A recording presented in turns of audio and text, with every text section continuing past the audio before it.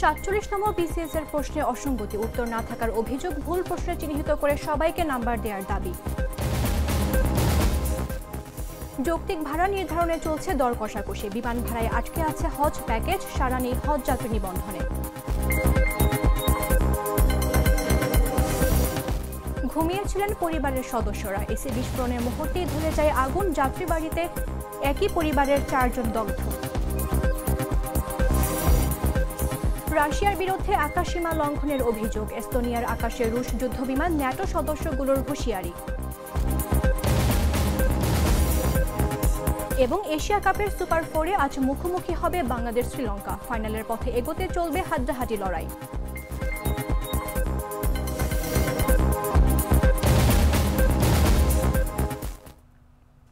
আমন্ত্রণ দুপুর 1টার নিউজে, আপনাদের সাথে রয়েছে আমি মামদুহা রাইসা। বদলে ফেলেছি, এবার আপনিও বদলে ফেলুন, একবার প্রাণ গুঁড়া মশলা ব্যবহার করেই দেখুন। ৪৭তম বিসিএস এর প্রিলিমিনারি পরীক্ষার প্রশ্নপত্রে অসঙ্গতির অভিযোগ তুলেছেন পরীক্ষার্থীরা।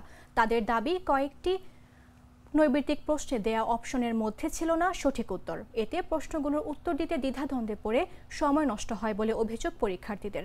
তবে পিএসসির কর্মকর্তাদের দাবি, কয়েক স্তরে যাচাই করা হয় প্রশ্নপত্র, এমন ভুল কিভাবে হলো তা খতিয়ে দেখা উচিত বলেও মত তাদের।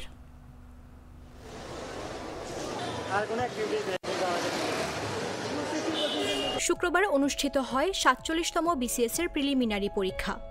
ঢাকা সহ দেশের 8টি বিভাগীয় শহরের 256টি কেন্দ্রে অংশ নেন প্রায় 4.25 লাখ চাকরি প্রার্থী। পরীক্ষায় প্রক্সি, জালিয়াতি, অনিয়ম ঠেকাতে প্রত্যেকটি কেন্দ্রে একজন করে নির্বাহী ম্যাজিস্ট্রেটকে দায়িত্ব দেয়া হলেও প্রশ্ন উঠেছে অসঙ্গতির অভিযোগ। গুরুত্বপূর্ণ এ পরীক্ষার প্রশ্নে কিছু অসঙ্গতির অভিযোগ করেছেন পরীক্ষার্থীরা। কয়েকটি নৈর্ব্যক্তিক প্রশ্নে দেয়া অপশনের মধ্যে সঠিক উত্তর নেই। এতে প্রশ্নগুলোর উত্তর দিতে দ্বিধাদ্বন্দ্বে পড়ে সময় নষ্ট হয়েছে বলে অভিযোগ পরীক্ষার্থীদের। জানা যায়, তথ্য প্রযুক্তি বিষয়ের একটি প্রশ্নে সঠিক উত্তর নেই বলে অভিযোগ পরীক্ষার্থীদের। সেট 1-এ 146 নম্বরের প্রশ্নে বলা হয়, একটি কম্পিউটারের প্রসেসর ক্লক স্পিড 4.00 গিগাহার্টজ হলে এর ক্লক মাইকেল টাইম কত? নৈর্ব্যক্তিক প্রশ্নটিতে 4টি অপশন দেয়া হয়। পরীক্ষায় অংশ নেয়া একাধিক চাকরির প্রার্থীর দাবি, তারা এ প্রশ্নটির সঠিক উত্তর পাননি। অনেকে আবার 4টির মধ্যে কোনো একটি দিয়ে এসেছেন। এতে ভুল উত্তর দেওয়ার জন্য তাদের নম্বর কাটা যাবে। এছাড়াও সেট 1-এর 110 নম্বর প্রশ্নটিও ত্রুটিপূর্ণ। এটিতেও অপশনে সঠিক উত্তর নেই বলে দাবি পরীক্ষার্থীদের। চাকরির প্রার্থীরা বলছেন, প্রশ্নের সঠিক উত্তর না থাকলে কিংবা একাধিক উত্তর থাকলে তা নিয়ে বেশি সময় নষ্ট হয়ে যায়। এ ধরনের প্রশ্নের কারণে প্রার্থীরা পরীক্ষার হলে বসে মানসিক চাপে পড়েন। বিসিএস এর মতো গুরুত্বপূর্ণ পরীক্ষার প্রশ্নে এমন অসঙ্গতি গ্রহণযোগ্য নয়। ভুল প্রশ্নগুলো চিহ্নিত করে সেগুলোর নম্বর সবাইকে দিয়ে দেওয়ার দাবি তুলেছেন তারা। এ বিষয়ে জানতে পিএসসির চেয়ারম্যান অধ্যাপক ডক্টর মুবাশির মোনেমের সঙ্গে যোগাযোগ করা হলেও তাকে পাওয়া যায়নি।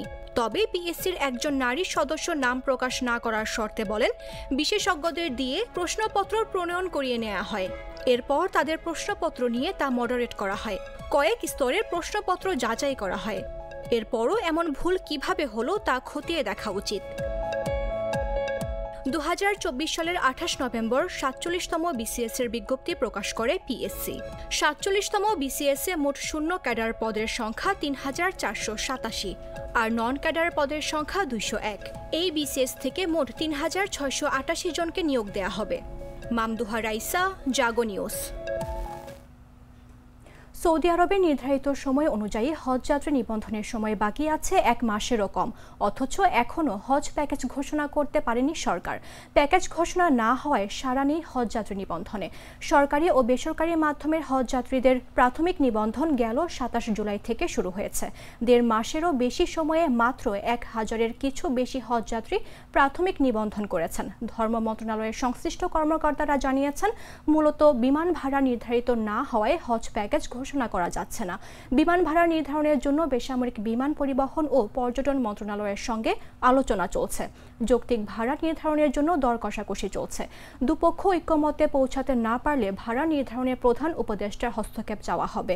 চাঁদ দেখার সাপেক্ষে আগামী বছরের মে মাসের শেষ সপ্তাহে সৌদি আরবে পবিত্র হজ অনুষ্ঠিত হবে। আগামী বছর বাংলাদেশ থেকে সরকারি ও বেসরকারি ব্যবস্থাপনা মিলিয়ে 1,27,198 জন হজ পালন করতে পারবেন।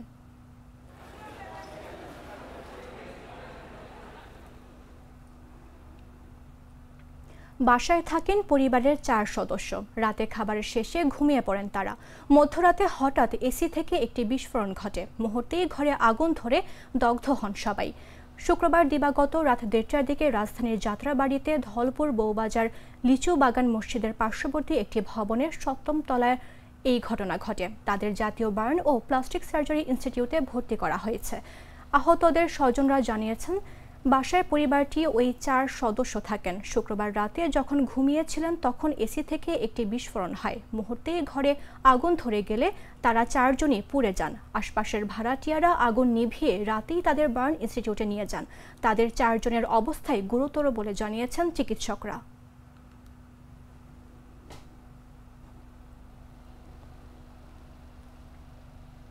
রাজধানীর খিলগাঁওয়ে অভিযান চালিয়ে নিষিদ্ধ ঘোষিত সংগঠন ছাত্রলীগের 2 নেতা ও বঙ্গবন্ধু শেখ সৈনিক লীগের এক নেতাকে গ্রেফতার করেছে পুলিশ। শনিবার খিলগাঁও থানার ভারপ্রাপ্ত কর্মকর্তা মোহাম্মদ দাউদ হোসেন এ তথ্য নিশ্চিত করেন।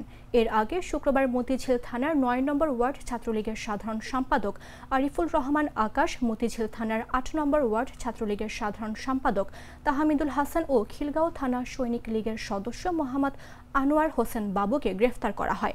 খিলগাঁও থানার ভারপ্রাপ্ত কর্মকর্তা বলেন, শুক্রবার বিকেল 3:45টার দিকে খিলগাঁও থানার মুক্ত বিরিয়ানির সামনে থেকে আকাশ ও তাহমিদুলকে গ্রেফতার করা হয়।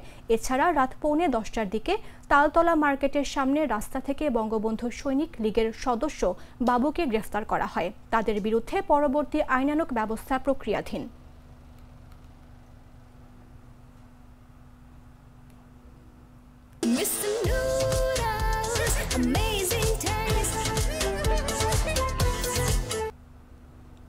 ঢাকা মহানগর পুলিশের মোহাম্মদপুর জোনের সহকারী কমিশনার মোহাম্মদপুর থানার পরিদর্শক ও ডিউটি অফিসারকে প্রত্যাহার করা হয়েছে।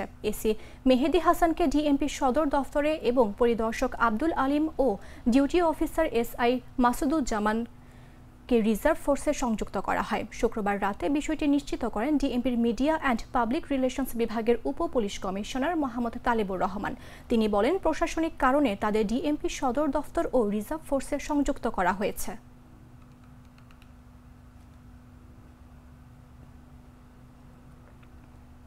গাইবান্ধার সুন্দরগঞ্জে বিদ্যুৎ চালিত সেচ যন্ত্র থেকে টানা লাইনে স্পৃষ্ট হয়ে মোহাম্মদ আরিফুল ইসলাম নামে এক দিন মজুরের মৃত্যু হয়েছে। শুক্রবার বিকেলের দিকে উপজেলার বানমডাঙ্গা ইউনিয়নের খামার মনিরাম গ্রামে এ দুর্ঘটনা ঘটে।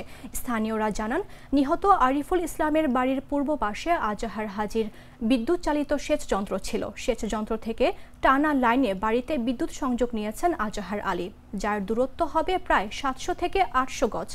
আজাহার হাজি ও কর্তৃপক্ষকে বিষয়টি বিপজ্জনক জানিয়ে একাধিকবার বললেও কোনো কাজ হয়নি। তবে আরিফুল ইসলাম ওই তারে জড়িয়ে মারা যাওয়ার পরে আজাহার হাজি তার ছেলেসহ দ্রুত বিদ্যুতের তার সরিয়ে নেন। এ ঘটনায় বিচারের দাবি নিহতের পরিবারের। এ বিষয়ে সুন্দরগঞ্জ থানার ভারপ্রাপ্ত কর্মকর্তা মোহাম্মদ আব্দুল হাকিম আজাদ বলেন, বিষয়টি তদন্ত করে আইনগত ব্যবস্থা নেওয়া হবে।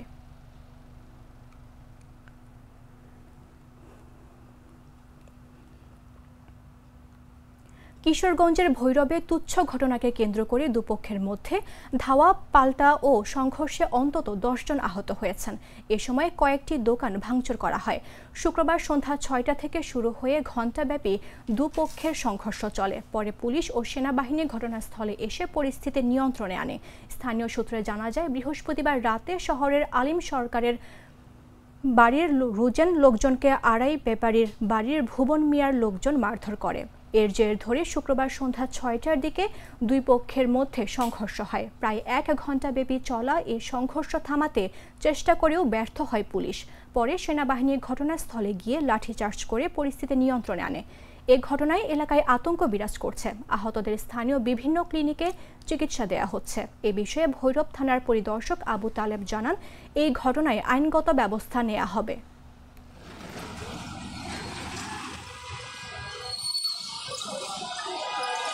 ভুবন এবং রোজেন দুইটাই সন্ত্রাসী গ্রুপ।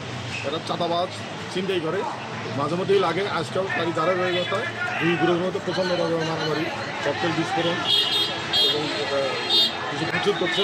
আমরা এবং সেনাবাহিনীর যৌথ সহায়তায় দুইটা প্রচার প্রমাণ করে দিই। এখন মোটামুটি বাসস্ট্যান্ড এলাকা বরাবর নিয়ন্ত্রণ আছে। প্রাণ কফি ক্যান্টিন, কররা কফি, কঠিন স্বাদে হাইকে বলো বাই। জানাবো আন্তর্জাতিক সংবাদ।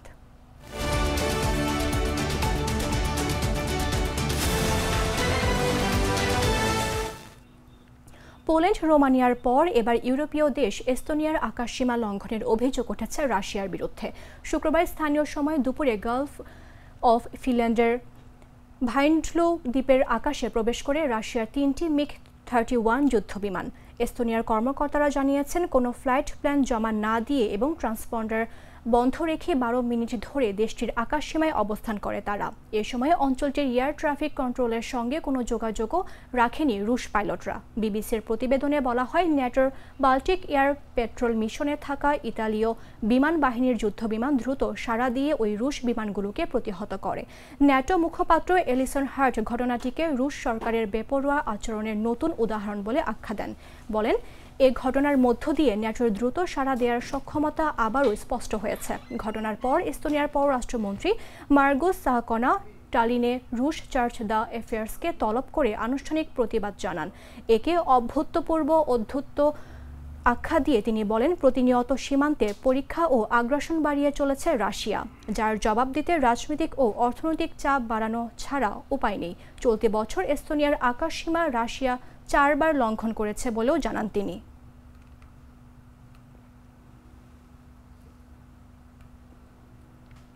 আফগানিস্তানে তালেবান সরকারের আরোপ করা একের পর এক কঠোর নিয়মে দিনকে দিন সংকুচিত হচ্ছে নারীদের জীবনযাত্রা, শিক্ষা, ইন্টারনেট, এমনকি এখন বই পড়ার অধিকার থেকেও বঞ্চিত হচ্ছেন তারা। সর্বশেষ পদক্ষেপ হিসেবে বিশ্ববিদ্যালয়গুলোর পাঠ্যসূচি থেকে নারীদের লেখা বই নিষিদ্ধ করেছে তালেবান। শুধু তাই নয়, বন্ধ করা হয়েছে কিছু গুরুত্বপূর্ণ বিষয়ের পাঠদানও। এসব নিয়ম শুধু নারীদের নয়, গোটা আফগান সমাজের ওপরই ফেলছে গভীর প্রভাব। বিস্তারিত জাগো ডেস্ক রিপোর্টে।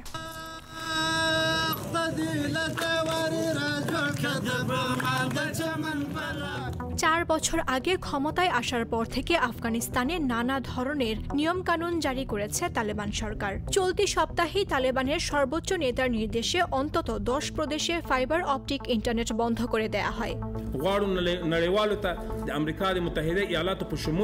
প্রাদেশিক প্রশাসনের ভাষ্যে, অনলাইনে অশ্লীল কন্টেন্ট আর নারী পুরুষের অনৈতিক মেলামেশা ঠেকাতেই এই পদক্ষেপ। এছাড়াও কিশোরী মেয়েদের মাধ্যমিক স্কুলে যাওয়া বন্ধ এবং নারীদের বিভিন্ন খাতে কাজ করা বন্ধ করার মতো নানা নিষেধাজ্ঞা আরোপ করে তালেবান সরকার।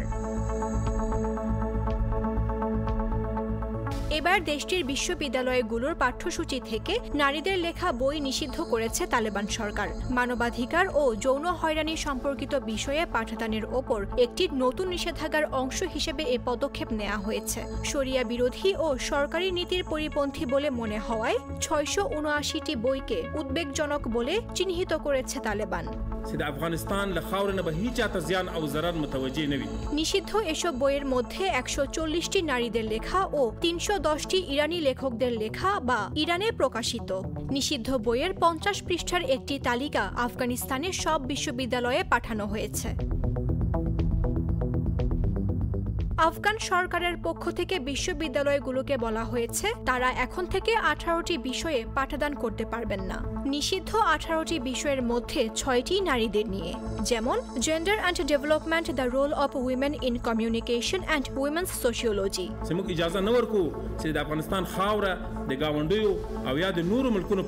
অনেকের মতে এসব নিয়মকানুন আফগানিস্তানের মানুষের দৈনন্দিন জীবনে নানাভাবে প্রভাব ফেলছে। বিশেষ করে কিশোরী ও নারীরা এসব নিয়মের কারণে সবচেয়ে বেশি ক্ষতিগ্রস্ত হচ্ছেন। 6ষ্ঠ শ্রেণীর পর থেকে তাদের শিক্ষা গ্রহণ নিষিদ্ধ। 2024 সালের শেষ দিকে ধাত্রীবিদ্যা ও মিডওয়াইফারি কোর্সও বন্ধ করে দেয়া হয়।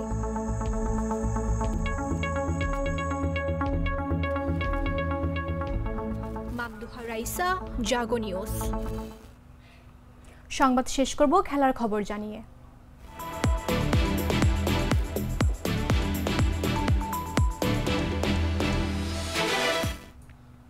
এশিয়া কাপ এশিয়া কাপ ক্রিকেটের সুপার 4 পর্বের প্রথম ম্যাচে আজ মুখোমুখি হচ্ছে বাংলাদেশ ও শ্রীলঙ্কা। শনিবার দুবাই আন্তর্জাতিক ক্রিকেট স্টেডিয়ামে অনুষ্ঠিতব্য এই ম্যাচটি দুই দলের জন্য সমান গুরুত্বপূর্ণ। গ্রুপ পর্বের পারফরম্যান্সের ধারাবাহিকতা বজায় রেখে ফাইনালের পথে এগোতে চাইবে উভয় দলই। বাংলাদেশ গ্রুপ বি থেকে সুপার 4-এ জায়গা করে নিয়েছে আফগানিস্তানকে পেছনে ফেলে। অপরদিকে অপরাজিত থেকে গ্রুপ চ্যাম্পিয়ন হয়েই সুপার 4-এ উঠেছে শ্রীলঙ্কা। দুবাই স্টেডিয়ামে সাধারণত দ্বিতীয় ইনিংসের ব্যাটিং কিছুটা সহজ হয়। ঢেউয়ের প্রভাবও থাকতে পারে, তাই টস জেতা দল প্রথমে ফিল্ডিং নিতে চাইবে। এই ম্যাচে জয়লাভ করলে সুপার 4-এ ফাইনালের পথে গুরুত্বপূর্ণ এক ধাপ এগিয়ে যাবে বাংলাদেশ বা শ্রীলঙ্কা। ফলে দুই দলই নামবে নিজেদের সেরা একাদশ ও সেরা কৌশল নিয়ে। তাই আজকের ম্যাচটি হতে চলেছে জমজমাট। ক্রিকেট প্রেমীদের চোখ থাকবে দুই দলের তরুণ ও অভিজ্ঞদের পারফরম্যান্সের দিকে।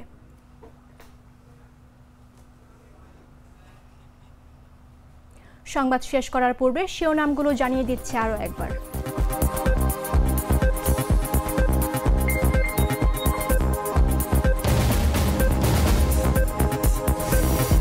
47তম BCS এর প্রশ্নে অসঙ্গতি, উত্তর না থাকার অভিযোগ, ভুল প্রশ্ন চিহ্নিত করে সবাইকে নাম্বার দেওয়ার দাবি। যৌক্তিক ভাড়া নির্ধারণে চলছে দর কষাকষি, বিমান ভাড়ায় আটকে আছে হজ প্যাকেজ, সারা নেই হজ যাত্রীদের নিবন্ধন। ঘুমিয়েছিলেন পরিবারের সদস্যরা, এসি বিস্ফোরণের মুহূর্তেই ধরে যায় আগুন, যাত্রাবাড়িতে একই পরিবারের 4 জন দগ্ধ। রাশিয়ার বিরুদ্ধে আকাশসীমা লঙ্ঘনের অভিযোগ, এস্তোনিয়ার আকাশে রুশ যুদ্ধ বিমান, ন্যাটো সদস্যগুলোর হুঁশিয়ারি। এবং এশিয়া কাপের সুপার 4-এ আজ মুখোমুখি হবে বাংলাদেশ শ্রীলঙ্কা। ফাইনালের পথে এগোতে চলবে হাড্ডাহাড্ডি লড়াই।